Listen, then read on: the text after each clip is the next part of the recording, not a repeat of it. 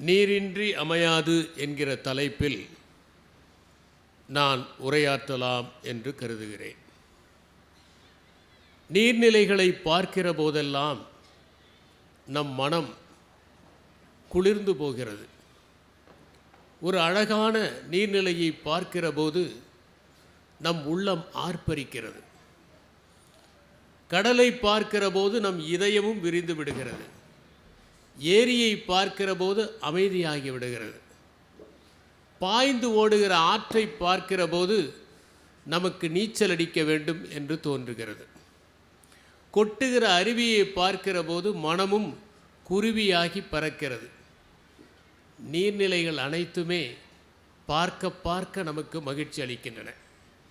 எந்த நீர்நிலையை பார்த்தாலும் என்னை அறியாமல் நான் இன்னும் மகிழ்ச்சி அடைவதுண்டு. ஏனென்றால் அதிகம் மழை பெய்யாத ஊரில் என் இளமை பருவம் கழிந்தது. எங்கள் பகுதியில் கிணறு என்பது மழைக்காலத்தில் மட்டுமே தண்ணீர் தேங்குகிற தொட்டி.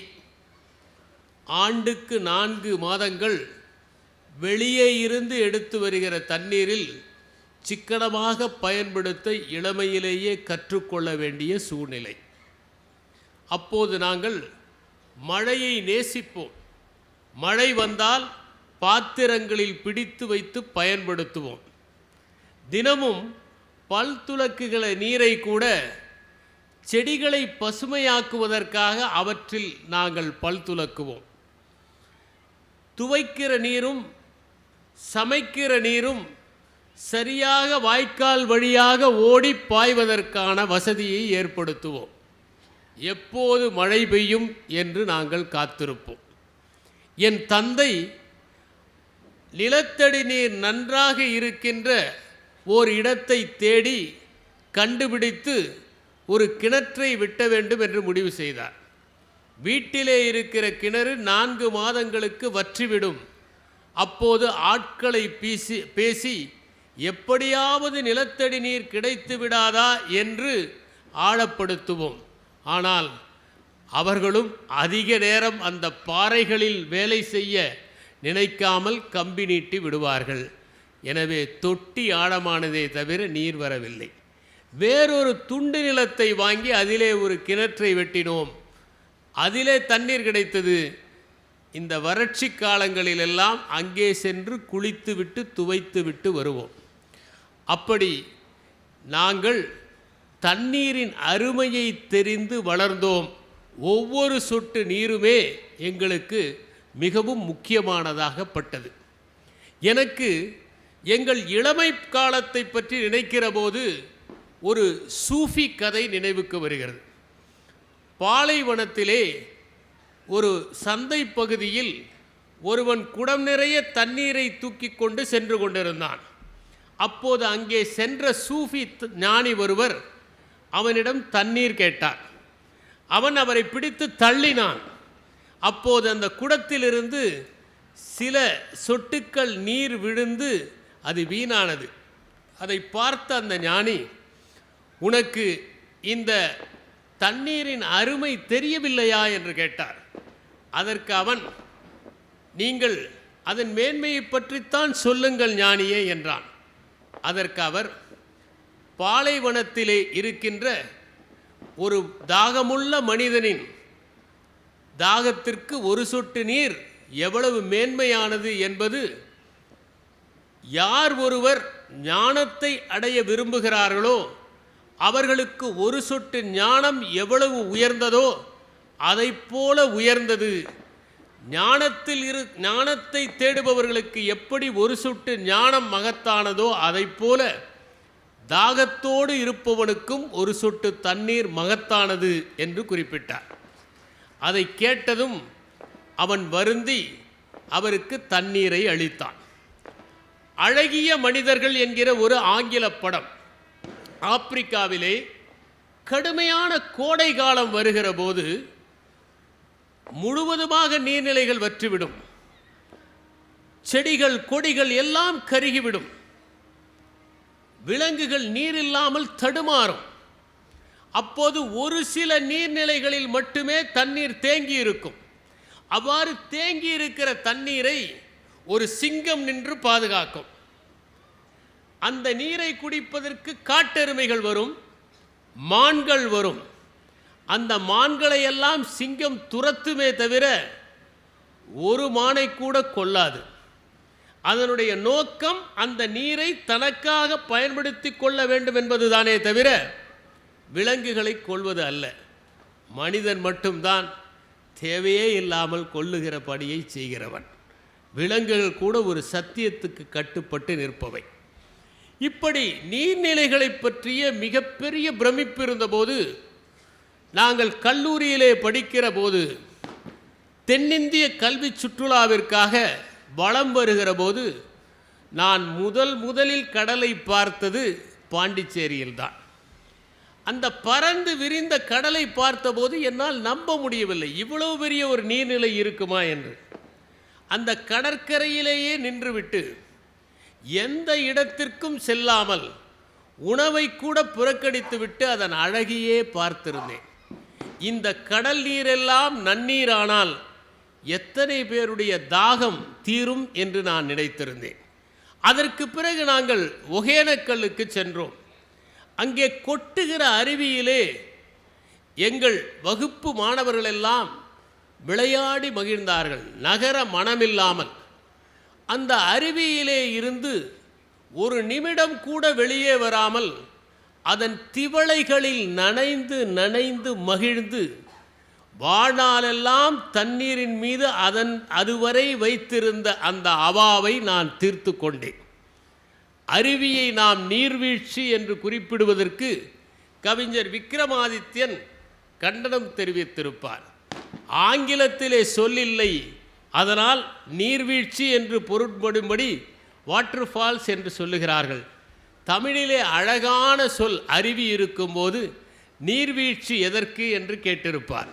நம்முடைய பிரச்சனை இப்போது ஆங்கிலத்தில் சிந்தித்து தமிழில் மொழிபெயர்க்கிறோம் என்பதுதானே தவிர அழகிய தமிழ் சொற்களை பயன்படுத்த வேண்டும் என்பது தெரியாமலேயே இருந்து விடுகிறோம். பிறகு நான் படியிலே சேர்ந்தபோது எனக்கு கடற்கரை மாவட்டங்களாகவே வாய்த்தது. நாகப்பட்டினம், கடலூர், காஞ்சிபுரம் என்று.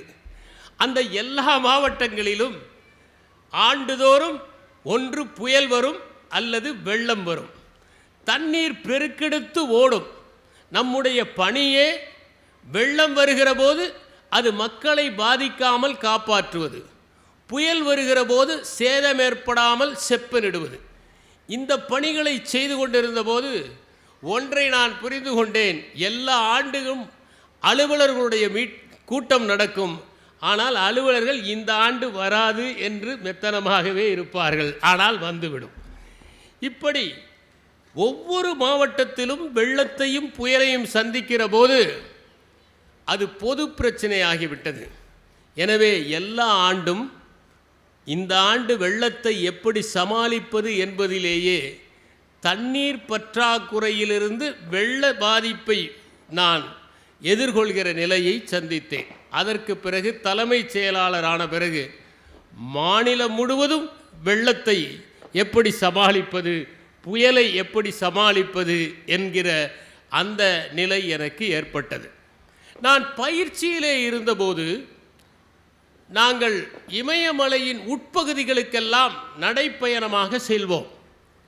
அப்போது அங்கே பெருக்கெடுத்து ஓடுகிற கங்கையையும் யமுனையும் பார்க்கிற போது அவற்றின் அழகிலே லயித்து போய் அந்த கரையிலேயே அமர்ந்திருந்தது உண்டு. அந்த பெருக்கெடுத்த நதிகளை பார்க்கிற போதெல்லாம் இப்படி ஒரு நதி, வற்றாமல் ஓடுகிற பெருக்கெடுத்து ஓடுகிற நதி தமிழ்நாட்டில் இல்லையே என்கிற ஏக்கம்தான் எனக்கு ஏற்படும். இதிலே ஏதாவது ஒரு நதியை கடத்தி கொண்டு தமிழ்நாட்டிற்கு எடுத்து சென்று விட முடியாதா என்கிற ஏக்கமும் கூட எனக்கு ஏற்பட்டது உண்டு. தமிழில் நீர்நிலைகளுக்கு எத்தனை பெயர்கள் இருக்கின்றன. தமிழை எடுத்துக்கொண்டால் நீர்நிலைகளை குறிப்பதற்கு 50க்கும் மேற்பட்ட பெயர்கள் இருக்கின்றன. ஆழி என்றும், அகழி என்றும், அருவி என்றும், கம்பாய் என்றும், கால்வாய் என்றும், கால் என்றும், இளஞ்சி என்றும், கலங்கி என்றும், கட்டுக்கிணறு என்றும், ஆழிக்கிணறு என்றும், தடாகம் என்றும், தடம் என்றும், தளிக்கிணறு என்றும், தெப்பக்குளம் என்றும், குளம் என்றும், குமிழி என்றும், குமிழி ஊற்று என்றும், கேணி என்றும், சிறை என்றும், சேங்கை என்றும் எத்தனை விதமான பெயர்கள் இருக்கின்ற தமிழில். புனர்க்குளம் என்றும், பூட்டை கிணறு என்றும், பொய்கை என்றும் பெயர்கள் இருக்கின்றன. வாவி என்றும், வளையம் என்றும் பெயர்கள் இருக்கின்றன. 50க்கும் மேற்பட்ட நீர்நிலைகளை குறிக்கிற பெயர்கள் தமிழிலே இருக்கின்றன. ஆனால் ஒவ்வொன்றும் ஒவ்வொரு நீர்நிலையை குறிப்பது. உதாரணமாக, பாண்டி மண்டலத்திலே இருக்கிற ஏரிகளுக்கு பெயர் கம்வாய், கொங்கு பகுதியிலே இருக்கிற ஏரிகளுக்கு பெயர் குளம், தொண்டை மண்டலத்திலே இருக்கிற ஏரிகளுக்கு பெயர் தாங்கல். ஆழிக்கிணறு என்பது கடலுக்கு அருகிலே இருப்பது, தொடுகிணறு என்பது ஆற்றுக்கு அருகிலே இருப்பது, பொங்கு கிணறு என்பது ஊற்று வருகிற கிணறு, புனர்க்குளம் என்பது ஆற்றிலிருந்து வருகிற நீரால் நிரம்புகிற ஒன்று, கட்டுக்கிணறு என்பது சரளை நிலத்திலே கட்டப்படுகின்ற கிணறு, நடைக்கேணி என்பது படிக்கட்டுகள் உள்ள கேணி, கேணி என்பது பெரிய கிணறு. இப்படி ஒவ்வொரு நீர்நிலையின் பெயரும் ஒவ்வொரு நீர்நிலையைத்தான் குறிக்கிறதே உள்ள அனைத்துக்கும் பொதுவாக அதை பயன்படுத்த முடியாது.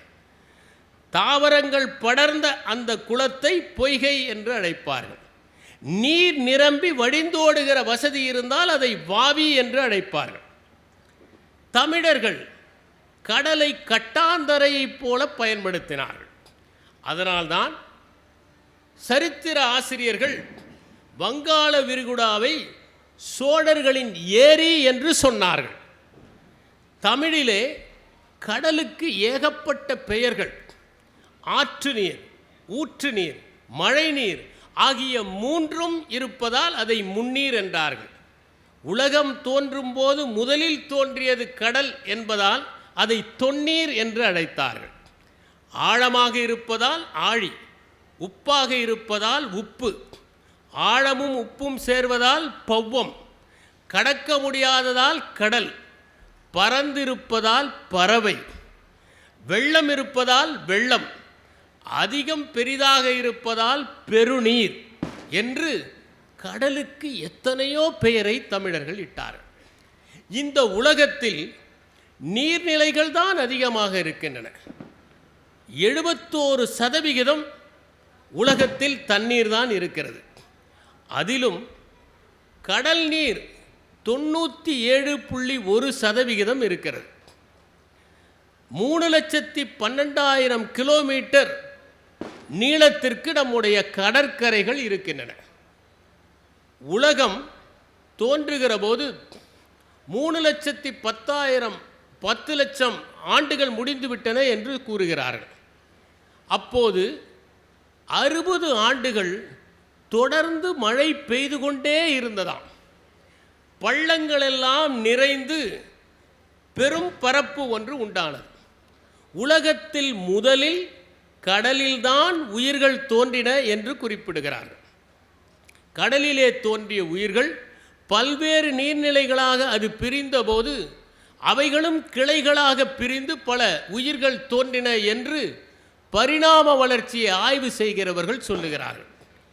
கடலிலே உயிர்கள் தோன்றியதால் தான் நம்முடைய கண்ணீராக இருந்தாலும், வியர்வையாக இருந்தாலும், இரத்தமாக இருந்தாலும் அது உப்பு கரிக்கிறது என்று குறிப்பிடுகிறார்கள். ஆற்றங்கரைகள் எல்லாம் நாகரிகத்தின் தொட்டில்களாக இருந்தன. கடல்களில் கூட பெரிய கடல் பசிபிக் பெருங்கடல். அது உலகின் 30% பரப்பளவை ஆக்கிரமித்துக் கொண்டிருக்கிறது. அதில் மட்டும் 25,000 தீவுகள் இருக்கின்றன. இந்த கடலால் சூழப்பட்ட உலகம் என்பதை தமிழர்கள் அறிந்திருந்தார்கள்.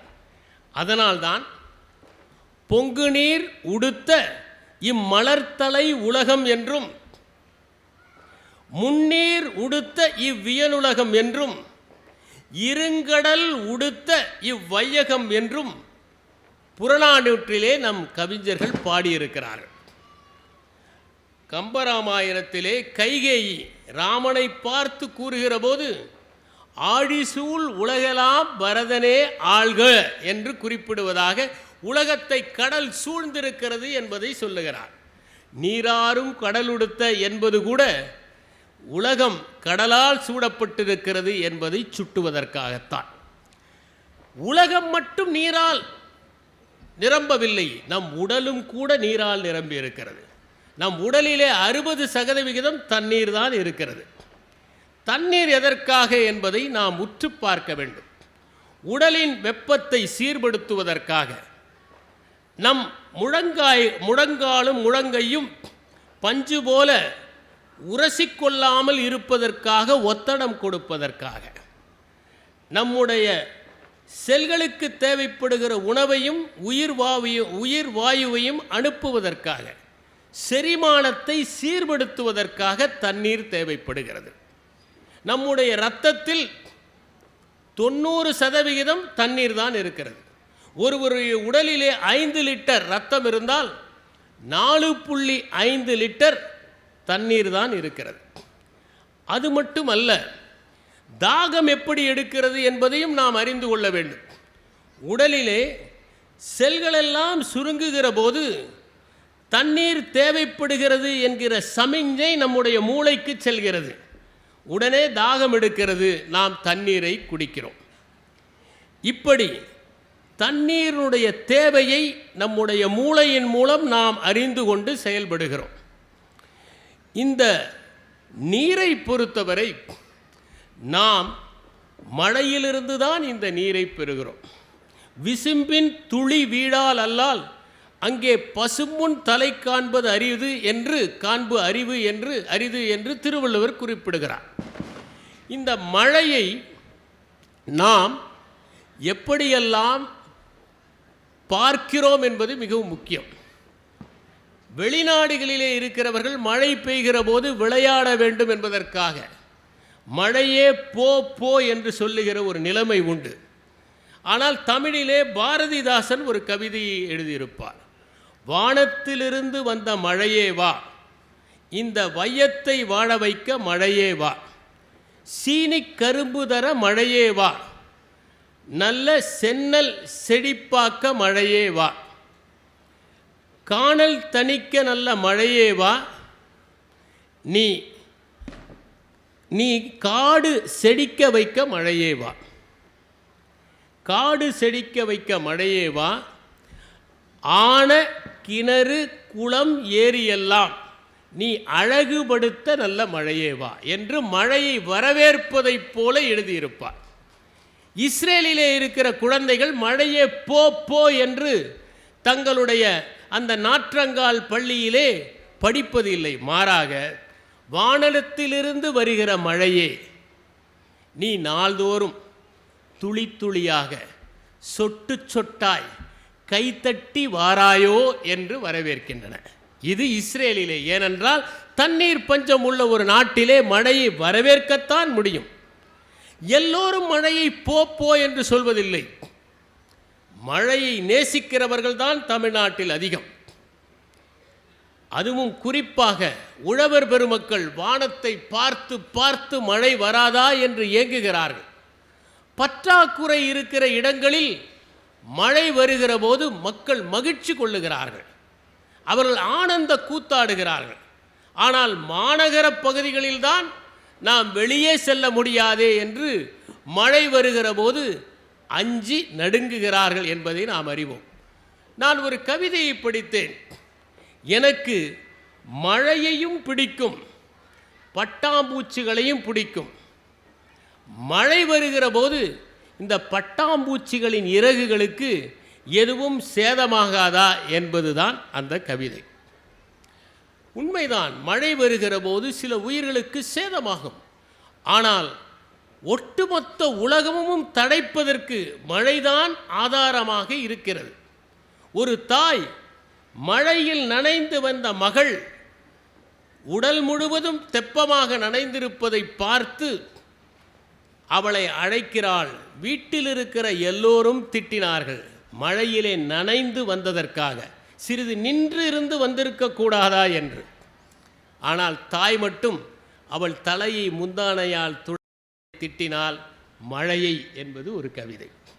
ஒரு தாய் எப்போதுமே அந்த மகளை நனைந்துவிடக்கூடாது என்று காப்பாற்றுவதற்குத்தான் முயற்சி செய்வாள் என்பதுதான் அது. நம்முடைய இந்த பரப்பளவை பார்க்கிற போது மழை எப்படி வருகிறது என்பதை அறிந்து கொள்வதும் மிகவும் முக்கியம். ஏனென்றால் மழை ஒரு நீர்மச் சுழற்சியால் வருகிறது. கடலிலிருந்து நீர் ஆவியாகி மேலே போகிறது, நீர்நிலைகளிலிருந்து ஆவியாகி மேலே போகிறது. அவையெல்லாம் நீர் திவளைகளாக திரள்கின்றன. பிறகு வெப்பம் குறைகிற போது அவை சற்று அடர்த்தியாக ஆகின்றன. இன்னும் வெப்பம் குறைகிற போது அவை மேகமாக திரள்கின்றன.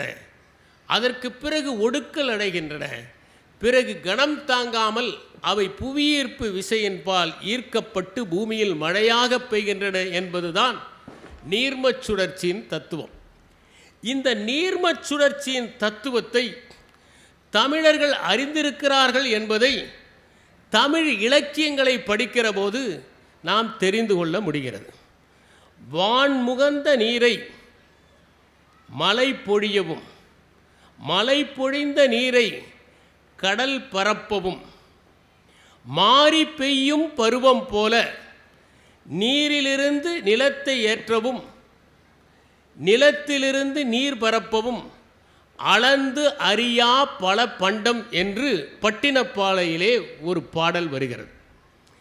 அது நிலத்தில் இருக்கிற பொருட்களை எல்லாம் கப்பல்களில் ஏற்றுகிறார்கள், கப்பல்களிலிருந்து வந்த பொருட்களை நிலத்தில் ஏற்றுகிறார்கள். இது அந்த அங்காடியிலே நிகழ்கின்ற ஒன்று. காவிரி பூம்பட்டினத்திலே இப்படி வர்த்தகம் நடக்கிறது. எப்படி என்றால், இந்த கடலிலிருந்து கொண்டு போன நீரை மலையிலே பொழிவதும், மலையிலிருந்து அந்த நீர் வந்து கடலிலே கலப்பதும் எப்படி இருந்ததோ அப்படி நிகழ்ந்தது என்று ஒரு நீர்மச் சுழற்சியை பற்றி கடியலூர் உருத்திரங்கண்ணனார் பட்டினப்பாலையிலே எழுதியிருக்கிறார். ஆகவே நீர்மச் சுழற்சியை பற்றி அவர்கள் அறிந்திருக்கிறார்கள். அதை போலவே அகநானூரிலும் ஒரு பாடல் வருகிறது. அந்த பாடலில் குறிப்பாக மழை எப்படி பெய்கிறது என்பதை நீர்மச் சுழற்சியை வைத்து வான்முகந்து கொண்ட காமஞ்சூழ் மாமலை சுடர் நிமிர் மின்னொடு வளன் ஏற்ப என்று குறிப்பிடப்பட்டிருக்கிறது. நற்றிணையிலே ஒரு பாடல், தலைவன்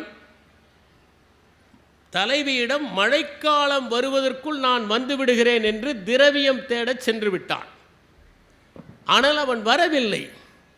மேகங்கள் எல்லாம் திரண்டு விடுகின்றன, மழை பொழியப் போகிறது. தன்னுடைய தலைவன் சொன்னதை காப்பாற்றவில்லையே என்று தலைவி வருத்தப்படுகிறாள். அந்த நேரத்தில் தோழி சொல்கிறாள், நீ தவறாக புரிந்து கொள்கிறாய், இன்னும் மழைக்காலம் வரவில்லை, மழைக்காலம் வருவதற்குள்ளேயே இந்த மேகங்கள் திரண்டு விட்டன, நாம் என்ன செய்ய முடியும்? ஆகவே இது பருவந்தப்பி வந்த மழையே தவிர இது இயல்பாக வந்த மழை அல்ல, நீ கவலைப்படாதே என்று சொல்லிவிட்டு, என்னுடைய நிலை எப்படி இருக்கிறது என்றால், ஆட்டுக்கு தீனியாக கோவலர்கள் இலைகளையெல்லாம் வெட்டி எடுத்து வருவார்கள், அந்த இலையின் நிலையைப் போல என் நிலை இருக்கிறது என்று அவள் சொல்கிறாள். நலிகடல் முகந்து செறிகடல் இருளி செறிதக இருளி கனல் பெயல் பொழியும் என்பது அந்த பாடல். இப்படி நீர்மச் சுழற்சியை பற்றி தமிழர்கள் நன்றாக தெரிந்திருந்தார்கள் என்பதை நாம் புரிந்து கொள்கிற முடிகிறது. மண்டானா என்கிற மாநிலத்தில், அமெரிக்காவில் மழை பெய்வதற்கான பாக்டீரியாக்களை கண்டுபிடித்திருக்கிறார்களாம். எத்தனைத்தான் செயற்கையாக மழை பொழிந்தாலும் இயற்கையாக பெய்கிற ஒரு மழைக்கு ஈடாக இருக்க முடியாது. அதனால்தான் நம்முடைய தமிழ் இலக்கியங்கள் மழையை போற்றி வந்திருக்கின்றன. வாழ்த்துப் பாடலில் கூட சிலப்பதிகாரத்தில் இளங்கோவடிகள் மாமழை போற்றுதும் மாமழை போற்றுதும் நாமநீர் வேலி உலகிற்கு அவன் அழிபோல் மேல் நின்று தான் சுரத்தலால் என்று குறிப்பிடுகிறார். மழையை போற்றுகிறார். மழையை நேசிக்காத மனிதர்கள் இருக்கவே முடியாது. அப்படி அவர் மழையை நேசித்து மழையை போற்றி அதை ஒரு இறைமை வாழ்த்துக்கு ஒப்பாக வைத்து பாடுகிறார். பதிற்றுப்பத்தில் மழையினுடைய சிறப்புகளை பற்றியெல்லாம் விரிவாக கூறப்பட்டிருக்கிறது. எப்போதும் பருவத்திற்கு பெய்கிற மழையை குறுந்தொகையில் காலமாரி என்று குறிப்பிடுகிறது. காலம் தப்பி பெய்கிற மழையை வம்பமாரி என்று குறிப்பிடுகிறது. மழை மட்டுமல்ல, தண்ணீரை எப்படி பாய்ச்சுவது என்பதை பற்றி கூறுகிற போது மழையை உதாரணமாக கூறி ஔவையாருடைய ஒரு பாடல் இருக்கிறது. நாம் அனைவரும் அறிந்ததுதான். நெல்லுக்கு இறைத்த நீர் வாய்க்கால் வழியோடி புல்லுக்கும் ஆங்கே பொசியுமாம் தொல்லுலகில் நல்லார் ஒருவர் உளரேல் அவர் பொருட்டு எல்லோருக்கும் பெய்யும் மழை அல்ல, அல்லார்க்கும் பெய்யும் மழை. எனக்கு தமிழ் சொல்லிக் கொடுத்த சாக்கு கணபதியர் சொன்னார், எல்லாருக்கும் அல்ல, நல்லார் அல்லார்க்கும் என்பதுதான் சரி. எனவே அது எல்லோருக்கும் அல்ல. அதை போலத்தான் செயற்கரிய செய்வார் பெரியர், சிறியர் செயற்கரிய செய்கலாதார் என்று செயற்கரிய என்று 2 முறை திருவள்ளுவர் கூறியிருப்பாரா? இல்லை. பெரியவர்கள் செயலால் முடியாத ஒன்றை அரிய செயலை செய்வார்கள். ஆனால் சிறியவர்கள் தங்களால் முடிந்த செயலை கூட செய்ய மாட்டார்கள். செயற்கரிய செய்வர் பெரியர், சிறியர் செயற்குரிய செய்கலாதார். தான் செய்ய வேண்டிய பணிகளை கூட செய்யாதவர்கள் தான் சிறியர் என்று அவர் எனக்கு சொல்லிக் கொடுத்தார். எனவே மழையை பற்றி அவ்வளவு நேசித்து நம்முடைய தமிழ் புலவர்கள் எழுதியிருக்கிறார்கள். தமிழை நேசித்து மழையை நேசித்து எழுதியவர்கள் அவர்கள். இந்த மழை பொழிகிறதே, இந்த மழையை நாம் கட்டி காப்பாற்ற வேண்டும் என்கிற சிந்தனை இன்று அல்ல, 2000 ஆண்டுகளுக்கு முன்பே தமிழர்களுக்கு இருந்தது. அதனால்தான் குடபுலவியனார் என்பவர் ஒரு மன்னன் மழை பெய்கிற போது எவ்வளவு நீர்நிலைகளை உருவாக்கி அவற்றில் சேமிக்க வேண்டுமோ அவற்றில் சேமிக்க வேண்டும் என்று குறிப்பிட்டார். எவ்வளவு நீரை சேமிக்கிறோமோ அவ்வளவு நீர் ஒரு வளத்தை கொடுப்பதாக அந்த நாட்டுக்கு இருக்கும் என்பதுதான் அவருடைய கூற்று. அதனால் அவர் சொன்னார், நிலநெளி மருங்கில் நீர்நிலை பெருக தட்டோரம்மா இவன் தட்டோரே, தள்ளாதோர் இவன் தள்ளாதோரே என்று குறிப்பிட்டார். யாரெல்லாம் நீர்நிலையை செம்மையிட்டு செப்பனிட்டு நீரை சேகரிக்கிறார்களோ அவர்கள் மகத்தான அரசர்கள் என்று அவர் குறிப்பிட்டார். அதை போலத்தான் இளங்கோவடிகளும் குறிப்பிட்டார். இடியுடை பெருமழை எய்தா ஆகி பிடையா விளையுள் பெருவளம் சுரக்க மழையை பிணித்து ஆண்ட மன்னவன். மழையை யாராவது கட்டி போட முடியுமா? கட்டி போட முடியும். அதுதான் நாம் நீர்நிலைகளாக உருவாக்குவது. ஓடிக்கொண்டிருக்கிற மழையை கட்டி போடுகிற செயலை மன்னர்கள் செய்ய வேண்டும் என்று பிணித்து அந்த மழையை ஆள வேண்டும் என்று இளங்கோவடிகள் குறிப்பிட்டார். ஒரு ஏரி எப்படி அமைய வேண்டும், ஒரு நீர்நிலை எப்படி அமைய வேண்டும், ஒரு அணை எப்படி அமைய வேண்டும், ஒரு குளம் எப்படி அமைய வேண்டும் என்பதற்கான இலக்கணத்தை புறநானூற்றிலே கபிலர் குறிப்பிடுகிறார். அவர் மிக நேர்த்தியாக கூறுகிறார். ஒரு பிறையின் 8வது நாளை போல அதனுடைய கரை இருக்க வேண்டும் என்று கூறுகிறார்.